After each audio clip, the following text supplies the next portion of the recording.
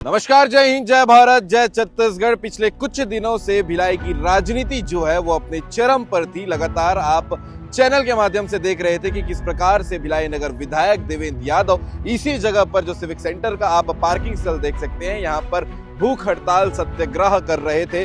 पिछले कुछ दिनों से उनका कहना था कि वो कुछ खाए नहीं है और भूख हड़ताल बीएसपी के भविष्य को लेकर उनका ये हो रहा था। लेकिन इसके अलावा कई सारे मांग थी, चाहे वो रिटेंशन मामले को लेकर हो, लीज को लेकर हो, भिलाई में लगातार हो रहे प्राइवेटाइजेशन को लेकर हो, लगातार तमाम मुद्दों को लेकर वो भूख हड़ताल कर रहे थे। लेकिन आज जो है ये भूख हड़ताल खत्म हो चुकी है। पीछे आप देख सकते हैं टेंट लगातार निकाला जा रहा है। इसके अलावा आपको बताते हैं कि जो मुख्य मांग थी, चाहे वो रिटेंशन हो, लीज हो, ये मांग अभी तक पूरी नहीं हुई है। बीएसपी ने ये मांग पूरी नहीं की है। एक तरीके से ये जो भूख हड़ताल थी वो यहीं पर खत्म हो रही है। और इसके अलावा जो बात मैत्री गार्डन और सेक्टर 9 हॉस्पिटल को लेकर सामने आई थी, वो तो अभी आने वाले समय में प्रोसेसिंग के साथ समझ आएगा कि प्राइवेटाइजेशन होगा कि नहीं होगा। इसके अलावा बड़ा सवाल ये है कि जो मुख्य मांग आम जनता की थी, वो जिस विषय को लेकर देवेंद्र यादव यहाँ बैठे हुए थे, वो कब पूरी होगी। रिटेंशन मामला काफी बड़ा मामला है। भिलाई स्टील प्लांट में काम करने वाले कर्मचारियों के भविष्य का मामला है। तो अभी इस विषय में कोई अपडेट नहीं है।